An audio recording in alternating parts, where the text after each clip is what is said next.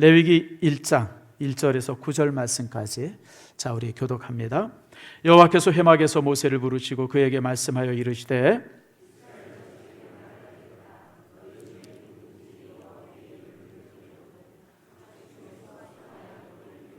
그 예물이 소의 번제이면 흠 없는 수컷으로 회막문에서 여호와 앞에 기쁘게 받으시도록 드릴지니라.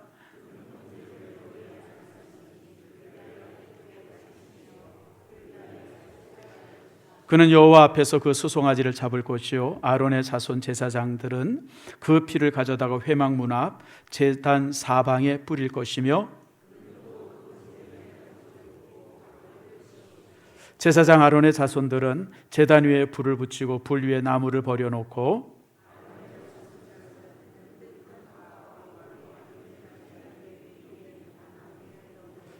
그 내장과 정강이를 물로 씻을 것이요 제사장은 그 전부를 제단 위에 불살라 번제를 드릴지니 이는 화제라 여호와께 향기로운 냄새니라. 아멘. 기도합니다. 하나님 감사합니다. 명절이 되어져서 많은 성도들이 이제 이렇게 지방으로 내려가고 또 이제 이렇게 출타 중에 있습니다. 어디 있든지 하나님께서 안전하게 지켜주시고 혹시 고향교회에서 부모님들과 함께 예배할 때 더 놀라운 감격과 은혜가 있게 해 주시옵소서. 오늘 시간 말씀을 나눌 때 놀라운 시간 되게 하시고 축복의 시간 되게 하시며 말씀의 우리를 새롭게 하고 말씀의 우리를 고쳐주셔서 우리의 마음의 문제와 육신의 질병들이 치유되어지는 기적 이루어 주시옵소서. 감사드리고 예수님의 이름으로 기도드립니다. 아멘. 며칠 전 우리 노회 후배 목사가 우리 교회를 방문했어요. 이런저런 얘기를 하는데 재미있는 얘기를 하나 하더라고요. 목사님, 그 이제 교회가 교인들이 한 40명, 30명 전후 모이는 교회에 이렇게 삥 둘러 앉아가지고 이제 송구영신 예배 드리면서 서로 이제 비전 나누기를 했대요. 서로 이제 2020년은 어떻게 살자 이제 비전 나누기 했는데 장로님이 그런 얘기를 하더랍니다. 예, 2020년에 꿈이 있습니다. 그래서 뭡니까 그랬더니 비굴하게 살자. 그게 꿈이라고. 그래서 그 얘기를 듣고 우리가 한참 웃었어요. 비굴하게 살자. 표현은 그렇게 했지만 내용이 뭐죠? 표현이 그런 거죠. 내용은 뭐냐면 낮추자, 나를 더 낮추어 살자라고 하는 거예요. 여러분 참 이 땅에 살면서 우리가 내 마음대로 내 뜻대로 참 이렇게 우리가 힘있게 살 수도 있지만 나를 낮춰야 될 때가 참 많죠. 여러분 그런 상황 속에서 올해 여러분들이 정말 더 겸손하게, 저도 그래서 한참 웃다가 가만히 보니까 그게 웃을 일이 아니더라고요. 내가 좀 더 낮추어 살아야 되겠구나. 더 낮추어서 그런 생각을 하면서 함께 웃었습니다. 아무튼 여러분들 올 또 이제 새해가 또 되어지네요. 우리나라는 새해가 2번 있어요. 오늘도 제가 목사님 새해 복 많이 받으세요라고 인사를 많이 받았는데 여러분 또 이 2020년 참 무슨 해다 이 얘기가 참. 그래서 우리 교회는 참 좋은 게 우리 교회 이름이 경자가 없어요. 그렇죠? 올해가 경자년이에요. 그래서 영 부르기가 그런데 아무튼 올 한 해 여러분들이 행복하게 살고 더 낮추면서 사는 축복이 있기를 축원합니다. 오늘 우리가 이제 레위기의 이제 제사 문제를 여러분들과 함께 다룹니다. 사실 우리나라가 이 제사 문제가 참 심각하죠. 제가 청년 때 학생 때만 하더라도 이 명절만 되어지면 교회가 그냥 아주 초상집이었었어요. 특별히 학생회는 더 그랬어요. 대부분의 가정들이 이제 제사를 드리고 학생들이 이제 참 이렇게 구정이나 아니면 이 추석 때 이 차례 문제 때문에 매맞기도 하고 쫓겨나기도 하고 막 이런 일들이 있어가지고 아무튼 구정만 되어지고 명절만 되어지면 교회가 초상집이었던 기억들이 지금도 이제 납니다. 참 우리나라는 이 제사 문제가 참 심각한데 사실은 이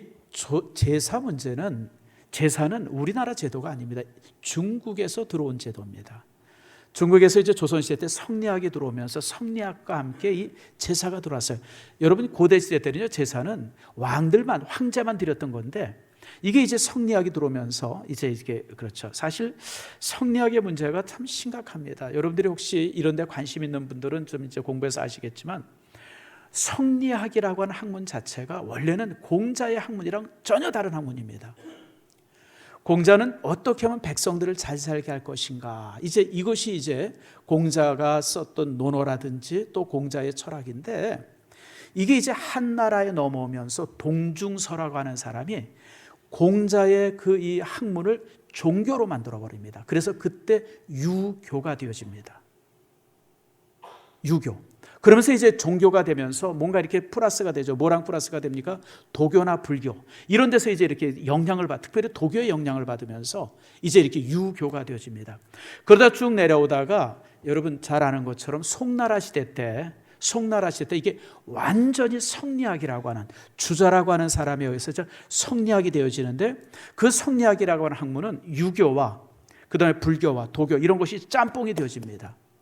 그래서 여러분 성리학들, 우리나라 성리학 하는 사람들 이렇게 보면요, 그 성리학에 대한 자료나 이런 게 보면 공자의 내용과 사상과는 전혀 다릅니다. 그래서 사실 공자가 죽어야 무슨 뭐 이렇게 나라가 산다 이런 얘기들이 많이 하는데, 그 얘기 뭐냐면 성리학에 대한 문제입니다. 실제 공자는 그렇게 얘기하지 않았는데 이게 지금 그렇게 되어지죠. 그래서 그 성리학의 그런 종교된 것에 대해서 가장 반대하고 나섰던 사람들이, 혹시 관심 있는 분들 여러분들 알겠지만 왕양명이라고 그래가지고 명나라 시대 때 왕양명이라고 하는 사람이 성리학을 아주 철저하게 비판을 합니다. 그러면서 이제 그가 만든 이 유학이 뭐냐면 이제 양명학이라고 하는, 명나라 시대 때 학문이 나오죠. 양명학. 그게 이제 우리나라의 전례가 되는데, 언제 전례가 되냐면 조선 중기에 북학과 함께 우리나라의 전례가 되어지는데, 워낙 우리나라가 성리학이 세니까 자리를 잡지를 못해요. 그래서 이 양명학에 들어왔다가 사실은 이제 이렇게 변방에만 있다가 강화도에 가가지고 그 강화학파라고, 그래 조금 흔적만 남아 있습니다. 강화학파라고. 근데 사실은 이제 저도 이제 나름대로 뭐 중국이나 철학이나 역사에 관심이 있어서 쭉 보면요, 사실 양명학이 진짜 공자의 학문입니다. 양명학이 뭐냐면 실사구시, 백성들을 잘 살게 하는 것이 학문의 원칙이다, 목적이다. 이게 이제 양명학이에요. 그러나 이제 이 주작이라고 하는 것은 백성을 잘 살게 하는가, 논리, 앉아가지고 뭐 이가 맞냐 기가 맞냐 뭐 이기론이 맞냐 뭐 무슨 뭐가 맞냐 뭐 이러면서 이제, 그래서 사실은 참 이 성리학 때문에 조선시대가 철저하게 망가집니다. 근데 일본은 그 이제 막부 시대 때 뭘 받아들이면 양명학을 받아들입니다. 양명학을 받아들이면서 일본은 실사구시의 학문으로 인해 가지고, 일본은 사실 여러분 전국 시대를 거치면서 한 200여 년 동안 국부가 엄청나게 많이 만들어집니다. 상업이 발달되어지고 이러면서. 그러니까 일본이라고 하는 나라가 저렇게 강하게 되어진 것이 참 학문을 어떤 것을 받아들이냐라고 하는 게 참 중요한 것 같아요. 일본은 그러면서 이제 그것이 이제 그런 국부가 명치유신을 거치면서 강한 일본을 만들었고, 조선시대 때는 이제 논리의 학문인 성리학만 가지고 앉아가지고 논리 따지고 뭐, 여러분 송시열 같은 사람 보세요. 그 왕의 어머니가 죽었는데 7일장 해야 되냐 무슨 며칠장 해야 되느냐, 그 며칠장 해야 된다고 주장하다가 결국 그냥 귀양 가가지고 거기서 죽잖아요. 그러니까 우리나라 학문은 이래, 그러니까 앉아가지고 논리 따지다가 망한 나라고, 조선시대가. 참 그게 안타깝죠. 거기 중에 하나가 바로 이 제사 문제입니다. 제사 문제. 그래서 참 우리나라는 어떤 면에 있어서 이 제사 문제가 나라를 망친 그런 어떤 모습이죠.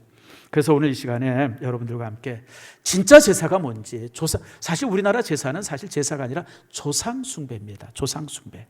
그래서 오늘 성경에 레위기에 이제 제사 문제에 대한 이렇게 말씀이 나와 있는데, 이 제사 문제를 가지고 여러분들과 함께 참 제사가 무엇인가, 하나님께서 명령하신 제사가 무엇인가, 이 부분을 여러분들과 함께 이제 오늘 이 시간에 함께 나누려고 합니다. 제사, 다시 말하면 예배죠.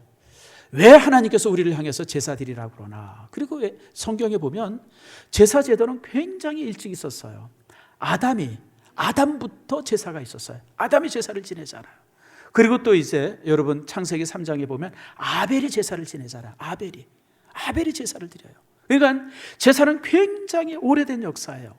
그러니까 그 흔적이 이제 온 세계에 퍼지면서 제사 제도가 이렇게 만연된 것 같아요. 어쨌든 이렇게 제사는 오래됐는데, 오늘 본문에 보니까 하나님께서 이스라엘 백성들을 향해서 제사를 드리라라고 이제 명령하죠. 지금 이제 이 제사가 지금 우리 신약 시대에 와가지고 예배로 바뀝니다. 그래서 구약시대 때 예수님 전에는 항상 제사를 드렸는데 예수님 이후부터는 여러분 이제는 제사가 아니라 이제 예배로 이제 바뀌게 되어지는데 이게 왜 바뀌었는지, 그리고 이제 바뀜에도 불구하고 우리가 기억해야 될 것이 무엇인지, 이런 부분들을 여러분들과 이제 함께 나눕니다. 자, 제사가 무엇이냐라고 하는 거, 왜 하나님께서 우리를 향해서 제사를 드리라 그랬나? 제사는 뭐냐면, 따라합시다. 하나님과 만남의 시간, 그게 제사예요. 그게 제사입니다. 오늘 우리가 예배 드리잖아요. 여러분, 오늘 이 예배를 왜 드려요? 목사 설교 듣기 위해서 예배 드립니까? 아니면 찬양대 찬양을 듣기 위해서 예배를 드립니까? 예배의 목적은 내가, 인간이 하나님을 만나는 게 예배의 목적이에요. 그래서 여러분들이 오늘 이 시간에 나와서 정말 이 시간 예배를 통해서 하나님을 인격적으로 만나고 하나님의 음성을 정말 이 가슴에 새기도록 듣고, 그리고 마음에 감동이 입각한다 그러면 여러분은 예배에 성공한 사람이에요. 근데 오늘 이 시간에 여러분들이 나와서 맹숭하고 그냥 누가 머리를 새로 했나 이렇게 쳐다보고, 찬송가 오늘 어땠나, 목사님 설교가 어땠나, 여러분 만약 이러고 돌아간다 그러면 사실 여러분들은 하나님을 못 만난 사람이에요. 예배를 구경하고 가는 사람이에요. 예배를 구경. 우리나라 말에 예배에 대한 두 가지 언어가 있잖아요. 예배를 본다, 예배를 드린다. 하나님을 만난 사람은 예배를 드린 사람이지만 구경하고 간 사람은 예배를 본 사람이에요. 예배를 구경하고 간 사람이에요.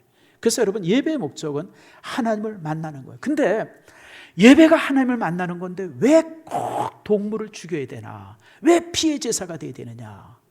이유는 뭐냐면 인간이 죄인이기 때문에 그래요. 하나님은 거룩하신 분이고 말할 수 없는 거룩한 분이고, 인간은 정말 저나 여러분 할 것 없이 말할 수 없이 추악한 죄인이에요. 근데 이 죄인이 거룩한 하나님을 만나면 그 만남의 순간에 죽게 돼 있어요. 그게 그 이제 영적인 법칙이에요. 여러분, 이사야서 6장에 보면 성전에서 기도하다가 환상 중에 하나님을 만나잖아요. 그때 이사야가 뭐라고 고백을 해요? 오호라, 나는 죽게 되었도다. 이 죄인이 거룩한 하나님을 보게 되었다. 나는 죽게 되었다고 절규를 하죠. 이게 무슨 얘기냐면 모든 죄인된 인간은 그 죄 때문에 하나님을 만나는 순간 죽게 돼 있어요. 모두가 그렇습니다. 그래서 여러분들 누구도 하나님을 만날 수가 없어요. 그래서 아담도요, 범죄하고 나서는 하나님이 아담을 보러 나왔을 때 어떻게 하고 있어요? 나무 숲에 숨은 이유가 바로 그래서 그래. 하나님을 보면 죽기 때문에, 그 죄 때문에 죽기 때문에, 부끄러워서만이 아니에요. 하나님을 보면 죽기 때문에 숨은 거예요. 이게 이제 법. 그러니까 인간 누구도 하나님을 보고 싶고 하나님과 교제하고 싶고 하나님을 만나고 싶은데 하나님 앞에 서기만 하면 죽게 되니 누구도 이제 만날 수가 없는. 그래서 하나님께서 제사 제도를 만든 거예요. 너희들이 올 때는 너희들의 죄가 다 사해진 가운데서 너도 거룩해지고, 그래서 거룩한 나를 만나려는 거예요. 그래서 제사를 통해서 우리 인간은 거룩해져요. 제사를 통해서 거룩해지는 거예요. 그렇게 거룩해지면 거룩해진 내가 거룩한 하나님을 만나기 때문에 여러분 죽지 않죠. 그게 이제 제사의 원리입니다. 그래서 여러분, 왜 제사를 지내는가? 하나님을 만나기 위해서래. 제사를 통해서 내가 거룩해지며 그 거룩을 통해서 우리가 하나님을 만나기 때문에 그렇습니다. 자, 그러면 어디서 하나님을 만나는가? 오늘 1절 말씀을 같이 읽겠습니다. 시작. 여호와께서 회막에서 모세를 부르시고 그에게 말씀하여 이르시되. 어디요? 회막. 이 회막이라고 하는 것은 여러 단어로 쓰입니다. 나중에는 이 회막이라고 하는 것은 미팅 텐트예요. 만남의 텐트. 그래서 회막입니다. 나중에 이 회막이 성막으로 바뀝니다. 거룩한 성막으로 바뀌어요. 그리고 이제 이곳이 건물이 되면서 성전이 되죠. 하나님께서는요, 이전에는 백성들이 여러 곳에서 제사해도 됐어요. 시내 산에서 제사해도 됐고, 아니면 광야에서 제사해도 됐고, 들판에서 산에서 제사해도 됐어요. 근데 이제는 하나님께서 법을 만드셔. 이제 너희들이 나를 만나려면 성막에 와서 나를 만나라. 그래서 성막에서 부르셨어요. 그래서 이때부터는 모든 제사는 항상 하나님께서 정하신 성막에서만 제사하게 돼 있어요. 딴 데서는 제사하지 않습니다. 항상 성막에 와서 제사해요. 자, 이것이 이제 나중에 이제 이렇게 성전의 제사가 되어지죠. 자, 이 부분은 한번 우리가 찾아서 읽을 필요가 있어요. 역대하 7장 말씀을 다 펴보세요. 역대하 7장 다 펴보세요. 665쪽입니다. 여기에 제가 밑줄을 그으라고 그러면 딱 그으셔야 돼요. 역대하 7장 12절 말씀입니다. 7장 12절 말씀 다 폈죠? 자, 제가 한번 읽어드립니다. 밤에 여호와께서 솔로몬에게 나타나사, 무슨 얘기냐면 솔로몬이 이제 성전을 짓고 하나님 앞에 이제 낙성의 예배를 드렸어요. 그렇게 이제 제사를 드리니까 그들에게 이르되, 하나님께서 이제 그들에게 이제 솔로몬에게 이렇게 말씀합니다.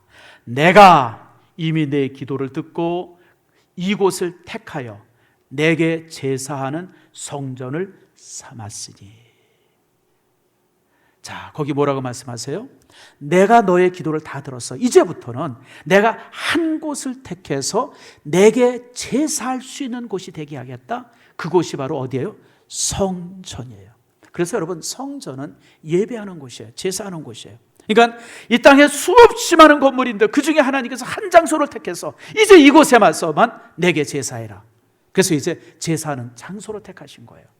자, 그리고 16절에 이렇게 말씀합니다. 16절 말씀 다 읽습니다. 다 같이 한번 역대하 7장 16절에 있습니다. 시작. 이는 내가 이미 이 성전을 택하고 거룩하게 하여 내 이름을 여기에 영원히 있게 하였음이라. 내 눈과 내 마음이 항상 여기에 있으리라.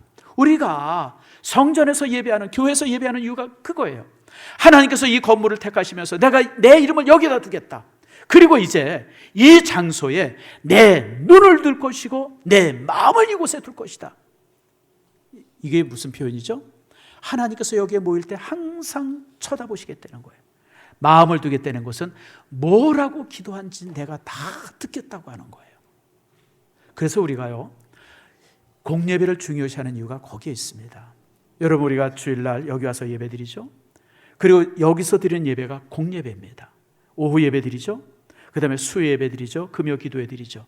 이 모든 예배가 공예배입니다. 이 예배 시간에 하나님께서 그 자리에 함께 하셔서 우리를 보시고 우리의 기도를 들으시고 우리의 찬양을 들으시고 또 우리에게 은혜를 베풀어 주십니다. 그래서 여러분, 제가 우리 성도들에게 가끔 이렇게 그런 말씀을 하는데, 주일날 가끔 보게 되어지면 교회에서 이제 목장 예배 드리는 곳이 있어요. 이렇게 보면 뭐 이렇게 4층에서도 또 아니면 또 이렇게 저쪽 이제 지하실에서도 이렇게 목장 예배를 드리는데, 막 목장 예배 열심히 드리다가 오후 예배 시간에도 그냥 목장 예배 있는 이 목장들이 있어요. 그렇게 하면 안 돼요. 막 드리다가 이 예배 시간 되어지면 바로 끝내고 올라와야 돼요.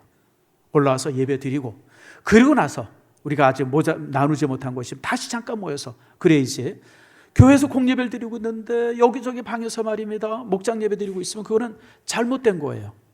규율이 잘못된 겁니다. 그래서 여러분들이 항상 기억하세요. 이제 바쁘고 힘들고 그런 목장에서 가정에서 예배를 못 드리고 교회에서 드릴 수 있어요. 뭐 시대가 그런 걸 어떻게 하겠어요.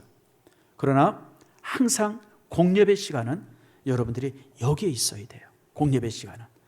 그래서 어이구, 이거 시간이 벌써 저 2시 한 10분 20분 지났네. 어이구, 이제 예배 시작할 시간 됐네. 그럼 빨리 내려와서 여기 와서 함께 예배할 수 있어야 돼요.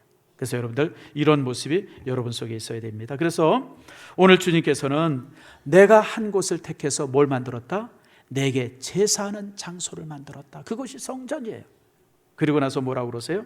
내 눈과 내 마음이 항상 여기에 있으리라. 그래서 여러분들, 예배는 어디서요? 교회에서 드리는 거예요. 그래서 교회를 떠난 예배는요, 교회에서 공식적으로 인정하면 떠나서 예배할 수 있어요. 목장 예배가 그런 거예요. 그 다음에 또 이제 교회에서 이제 이렇게, 요즘에 제가 이제 우리 성도들의 사업장을 가서 이제 예배 드리지 않습니까? 그건 이제 교회에서 인정한 곳이에요. 근데 만약에 교회가 인정하지 않는 곳에서 여러분들이 예배하면 그건 잘못된 예배입니다. 종종 이제 이단들이 그런 식으로 이제 성도들을 이렇게 유혹을 하죠. 목사님께 알리지 말고. 이게 벌써 이상한 거예요. 여러분, 성도가 교회 바깥에서 예배드리면 누가 알아야 돼요? 목사가 항상 알고 그것을 인정해 줘야 돼요. 그래야 그 예배가 공적인 예배가 되어지는 거예요.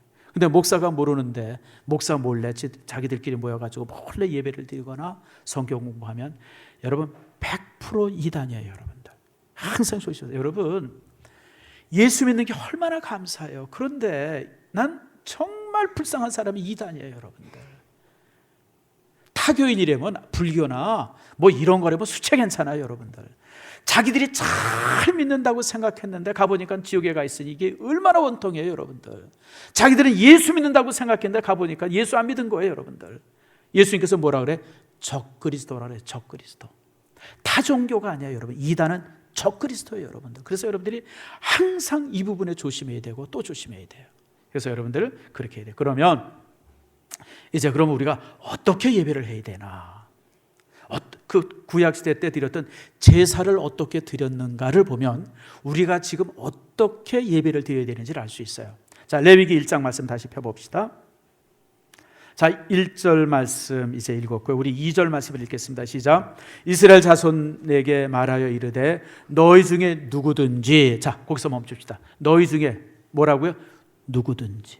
여러분, 예배는 누구든지 드릴 수 있어요. 예배는 교회 문에서 딱 가로막아서 넌 들어오면 돼, 들어오면 안 돼, 이렇게 할 수 없어요. 교회 들어오는 사람은 그가 누구든지 받아들여야 돼요.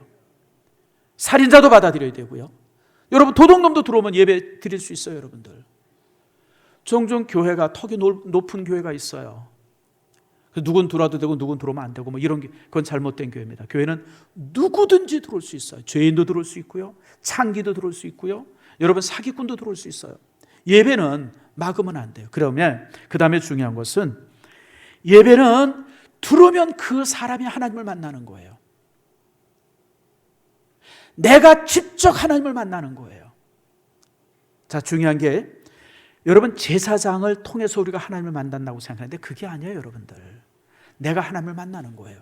제사장은 뭐냐면 내가 하나님을 만나는 것을 옆에서 도와주는 사람이지, 제사장이 중간에서 너 일로 와, 하나님, 너 일로, 알았어, 이건 잘못된 거예요. 여러분, 지금 천주교가 그렇게 하잖아요. 천주교는 교회 성사가 있어요. 직접 하나님 앞에 기도하지 못하고 신부한테 가서 얘기를 해요. 신부님, 제가 지난 주간에 이런 잘못하고 저런 잘못하고 뭐 이러고 그랬어요. 그러면 신부가 듣고, 예, 내가 뭐 누구한테 기도하겠습니다. 또 뭐 직접 기도 안 되나, 뭐 마리아한테 기도 안 되나, 뭐 기도하고. 그럼 왜 이렇게 거치는 게 많은지 모르겠어요. 여러분, 우리가 예배하는 것은 내가 직접 하나님을 만나는 거예요. 중간에 그 누구도 서 있지 않아요.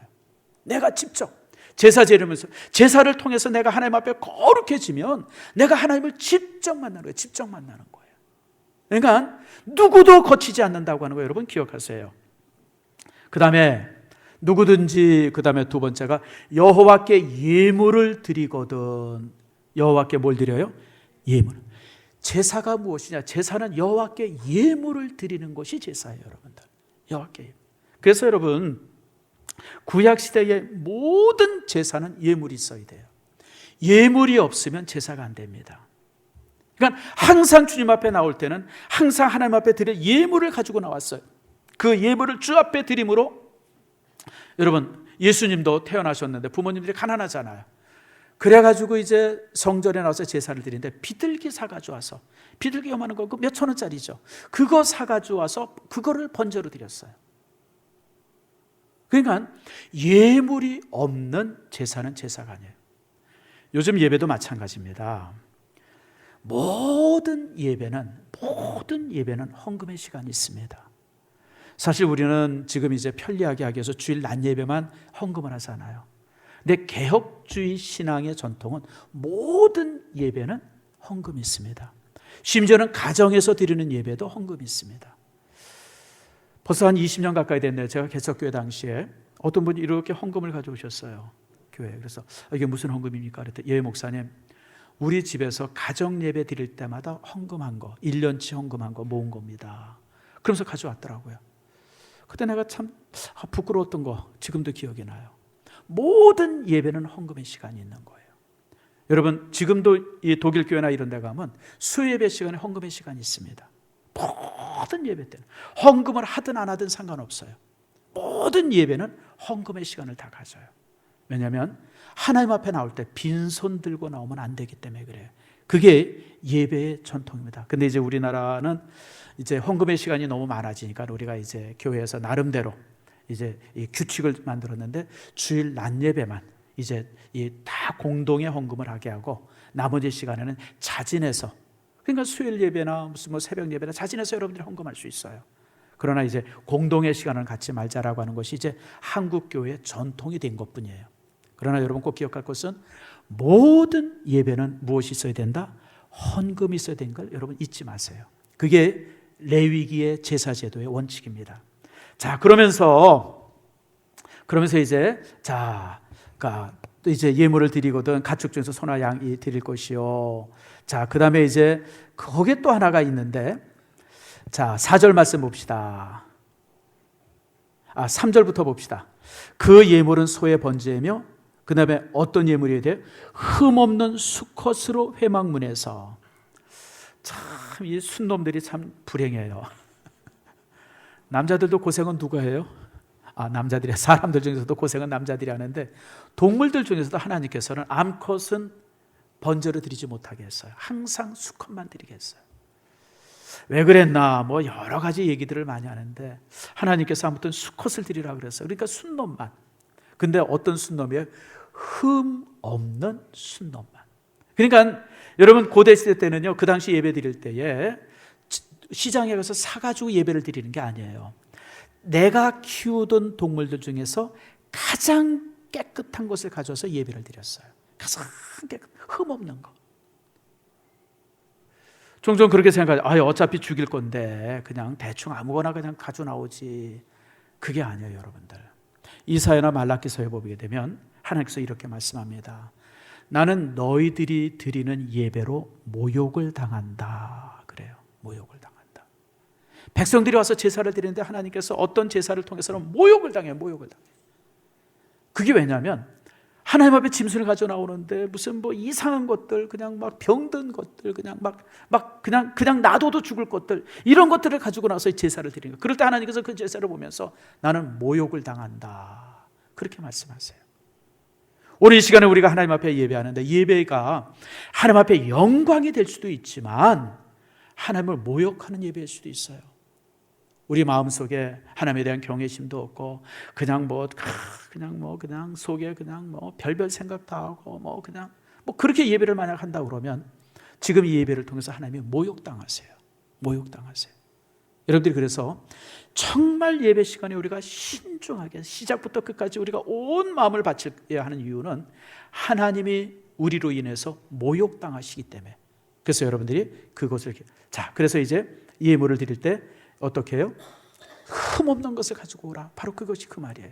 뿐만 아니라 여러분 그 다음에 4절 말씀 보세요.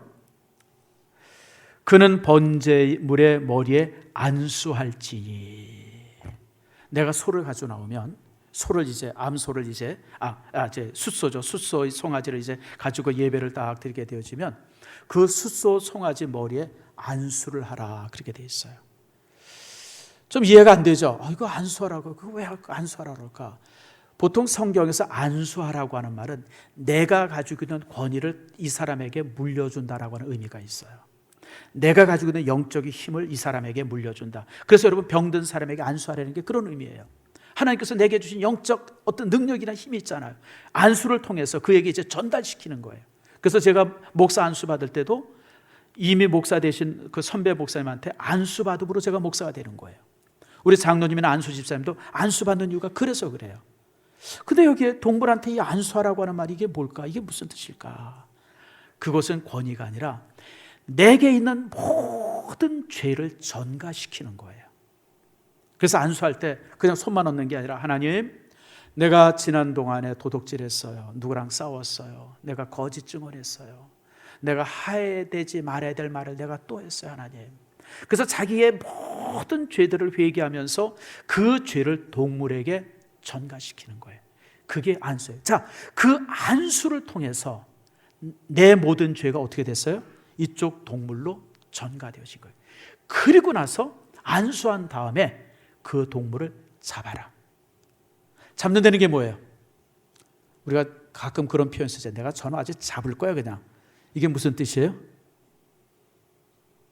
꽉 가서 그냥 붙잡는다는 얘기예요? 죽인다는 뜻이잖아요. 잡으려는 게 뭐냐면 안수한 다음에 안수한 사람의 칼을 빼서 그 동물을 죽이는 거예요. 우린 생각할 때 제사장이 죽인다고 생각을 해요. 그렇죠. 많은 사람들이 그렇게 생각을 해요. 아니에요, 여러분들. 누가 죽이냐면 동물을 가져온 사람이 직접 죽이는 거예요, 칼로. 여러분 생각해 보세요. 얼마나 끔찍해요, 여러분들. 소가 얘 죽여주세요, 여러분 이러지 않잖아요. 여러분 동물들도 그 죽음의 자리를 알아요. 피비린내를 알아요, 여러분들. 거기 데리고 나오면 송아지가 얼마나 여러분 발광을 하겠어요, 죽을까 봐. 근데 여러분 노련한 제사장이 죽이는 게 아니에요, 여러분들. 동물을 가져온 내가 그 짐승을 직접 목을 따는 거예요. 피가 쫙쫙 쏟아지게. 그래서 여러분 제사는 너무너무 끔찍한 장소예요. 우리가 지금 이 시간에 예배 드릴 때 얼마나 참 이렇게 좋은 모습으로, 얼마나 참 우아한 모습으로 예배를 드려요. 여러분 이런 모습이 아니에요. 구약시대 때 제사는요 피비린내가 진동하고요, 소들 양들 그냥 죽느라고 막 발버둥 치는 소리, 뭐 이런 소리들, 그 다음에 그냥 제사 한번 지내고 나면 온몸에 피천지가 되어져요, 여러분들. 그게 제사예요. 그렇게 동물을 죽임으로써 이제 죄인인 내가 죽는 게 아니라 나의 죄를 대신해서 누가 죽어요? 동물이 죽은 거예요, 동물이. 그래서 여러분 초대교회 때 제사 때는요, 구약시대 때 제사는 공짜가 없었어요, 여러분들. 공짜가 없었습니다. 저절로 쉽게 되어지는 것이 없었어요. 여러분 이 초대교회 때, 여러분 구약시대 때 모든 제사는요, 내가 짐승을 잡고 또 각을 떠야 돼요. 각을 뜬다는 말의 의미가 뭐냐면 이 짐승의 머리, 그 다음에 팔, 다리를 다 꼬리를 잘라내요. 그 다음에 배를 갈라서 내장을 다 끊어냅니다. 그래서 내장을 깨끗하게 씻습니다. 그 내장 속에는 뭐가 있어요? 똥이 있잖아요. 그걸 다 끄집어내가지고 그렇게 해서 깨끗이 씻은 다음에 그것을 번제단 위에 놓고 불사르는 거예요. 그게 이제 제사가 완성이 되어지는 겁니다. 그러니 여러분 제사가 한 시간에 끝나지 않죠. 적어도 여러분 이렇게 우리가 계산해 보면 최소한 제사가 완성이 되려면 4시간, 5시간 걸릴 거예요. 생각을 해보세요, 여러분들. 그 큰 송아지 한 마리를 불에 태워서 싹 재를 만들어 버린다고 그러는데, 그리고 여러분 하나도 남기면 안 돼요. 모든 것을 다 태워야 돼요. 그게 번제예요, 그게 번제. 성경에 보면 이제 그 하나님께서 이렇게 다 태우지 말라고 한 제물이 딱 하나 있었습니다. 그게 뭐냐면 화목제입니다. 하나님과 화목해지는 제물은 다 태우지 말라 그래요. 그래서 그건 어떻게 하냐면 짐승을 이렇게 딱 잡아서 죽여서 각을 다 띈 다음에 3등분을 합니다. 3분의 1은 제사 때 쓰고 3분의 1은 제사장에게 줍니다. 그리고 3분의 1은 함께 예배드리러 온 사람들과 함께 식탁을 갖습니다. 그래서 여러분 화목이라는 것이 하나님과 화목해가지고 화목하지 않잖아요. 인생에 누구랑 화목해야 돼요? 내 이웃과도 화목해야 돼요. 또 여러분 목회자와도 화목해야 돼요. 그래서 화목은 삼각형이에요. 삼각형. 내가 하나님과 화목하고, 내가 정말 이웃과 화목하고, 또 내가 이제 목회자와 목사님과 화목하고, 이렇게 3가지로 화목할 때 인생이 진정한 화목이 있어요. 그래서 화목제는 3등분을 해서 함께 나누라. 그러나 모든 다른 제사는 철저하게 불에 태우려는 거예요. 그래서 여러분 오늘 본문의 말씀에 그렇게 다 태우라라고 말씀하죠. 그러면서 이제 9절에 이렇게 말합니다. 자, 9절 말씀 봅시다. 9절 말씀 같이 읽겠습니다. 시작. 그 내장과 정강이를 물로 씻을 것이요 제사장은 그 전부를 제단 위에 불살라 번제로 드릴지니 이는 화제라 여호와께 향기로운 냄새니라. 이 부분에 대해서 좀 우리가 퀘션을 가질 수 있어요. 하나님은 불고기를 좋아하시나? 그렇게 생각할 수 있어요, 여러분들. 그렇잖아요, 여러분. 다 태우리는데, 근데 향기로운 제물이 이게 도대체 무슨 의미일까? 이게 무슨 의미냐면요, 나를 완전히 죽이려는 거예요. 동물을 완전히 태우라고 하는 것은, 죄도 남김없이 태우라고 하는 것은 인간의 죄를 완전히 태워서 하나도 없이, 그렇게 되어질 때 우리는 하나님을 온전히 만날 수 있고 예배할 수 있는 거예요. 그래서 이 사실 앞에서 다윗은 하나님 앞에 이렇게 기도합니다. 주께서는 제사를 기뻐하지 아니하시나니 그렇지 아니하면 내가 드렸을 것이라. 주님은 번제를 기뻐하지 아니하시고. 이게 뭔 말이에요? 주님께서는 번제를 기뻐하지 않는다는 이게 뭔 말일까? 다시 말하면 주님께서 진정 받으시는 예배는 동물을 태우는 게 주님께서 받으시는 게 아니라는 거예요. 주님께서 진정 받으시는 것은, 따라합시다, 하나님이 구하시는 제사는, 하나님이 구하시는 제사는 상한 심령이라. 상한 심령, 뭘 말하죠? 회개하는 마음, 하나님 앞에 통회하는 마음, 하나님 앞에 자신의 모든 것을 내어놓고 통곡하는 그 마음, 하나님께서 그걸 받기를 기뻐하시는 것이지, 하나님께서 무슨 짐승 태우는 걸 기뻐하는 것이 아니다. 예배의, 번제의 진정한 의미를 알리는 거예요. 그저 동물 하나 가져서 불태웠다고 해서 이게 끝이다가 아니라, 동물을 가져놔서 불태움을 통해서 나 전부가 하나님 앞에 태워지는 거예요. 내 속에 있는 죄, 내 속에 있는 허물들, 내 속에 있는 그 거짓된 것들이 주님 앞에 다 태워질 때, 하나님께서는 그것을 향기로운 제물로, 향기로운 냄새로 우리를 받으시는 겁니다. 성도 여러분, 이것이 이제 레위기의 제사입니다. 물론 이 부분을 좀 더 자세하게 설명하면 설명할 것이 참 많습니다만은 이 시간 내에 여러분들에게 뭐 다 설명할 수는 없죠. 그러나 간략하게 여러분에게 말씀을 드렸어요. 자, 이제 기억나시죠?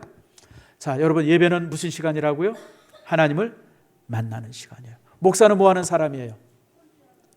목사는 여러분의 하나님을 만나도록 도와주는 도움이에요. 제가 중개자가 아니에요.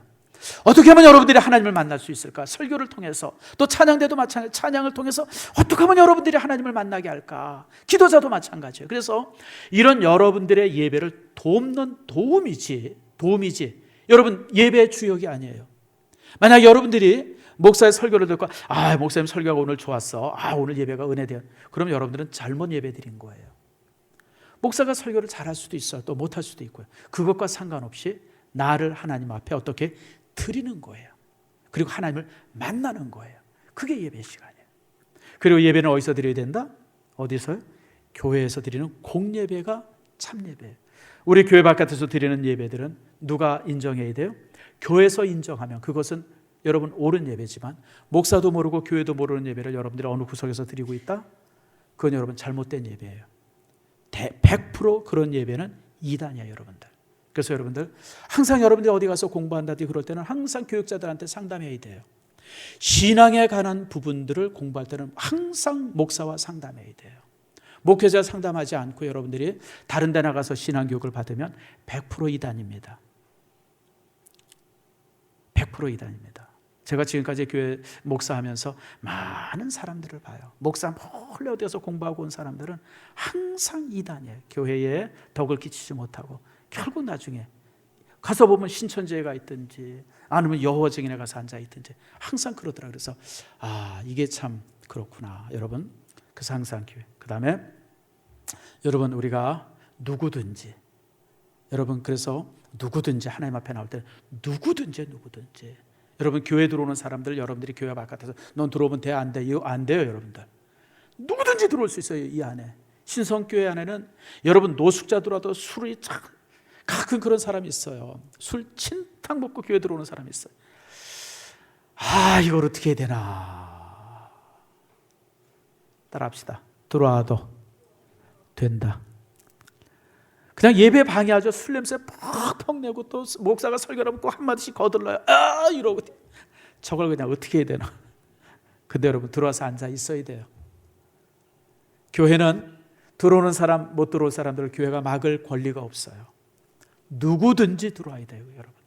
힘들더라도 옆에 있는 분들이 좀 조용히 시키고 막 이래야지. 방법이 없어요, 여러분들. 왜냐하면 그게 예배의 원리예요. 예배는 누구든지 들어와도 돼요. 누구든지. 그리고 예배는 내가 하나님을 직접 만나는 거예요. 중개자가 있는 것 아니에요. 목사가 중개자 아니에요, 여러분들. 목사는 여러분들이 하나님을 만나도록 돕는 도움이지. 제사장도 도움이지. 그 제사장은 뭐예요? 제사장은 가만히 서서 그러니까 도와주는 거예요. 그래서 이제 동물이 죽으면 피를 받아가지고 제단에다 뿌리고, 그리고 이제 나무로 이렇게 딱 단을 만들어가지고 있다가 그걸 다 씻으면 옮겨서 불 태우는 거, 그걸 도와주는 거. 여러분, 짐승을 가져오거나 잡거나 각을 뜨거나 그 다음에 더러운 걸 씻거나 이건 다 누가 해요? 이건 다 제사 드리는 사람이 하는 거예요. 그러니 여러분 제사 한 번 드리고 나면 그냥 초죽음이 되죠. 초죽음이. 생각을 해보세요. 송아지 한 마리를 죽여서 각을 떠가지고 그걸 한다, 한 4-5시간을 그 일을 한다고 생각을 해보세요. 얼마나 힘들겠어요. 바로 그 힘듦을 통해서 하나님께서 죄가 얼마나 무서운 걸 알려주는 거예요. 죄가 얼마나 무서운가, 하나님을 만날 때 우리가 어떻게 만나야 되는가. 그래서 사실은 이제 우리가 지금 예수 그리스도가 우리를 위해서 죽어주셨잖아요. 예수님께서 전도하실 때 세례 요한이 예수님 보고 뭐라 그래요? 보라, 세상 죄를 짊어진 어린 양이로다. 주님께서 제물이 되신 거예요. 예수님께서 우리를 대신해서 죽어주셨어요. 이제는 더 이상 동물이 죽을 필요가 없어요. 왜냐하면 주님이 죽으셨기 때문에. 그걸 의지해서 우리가 지금 예배를 드려요. 그러나 주님을 의지해서, 주님의 피와 죽음을 의지해서 우리가 예배를 드리지만, 오늘 구약시대 때 제사를 드렸던 수없이 많은 백성들의 이 마음은 우리가 예배 시간에 그대로 가지고 있어야 돼요. 최선을 다하고 정성을 다하고, 우리가 구경꾼이 아니라 정말 열심히 참여하고, 그리고 하나님을 만나는 이곳은 여러분들의 몫이에요. 여러분들이 이 일을 그대로 이루는 축복이 여러분 안에 있기를 축원합니다.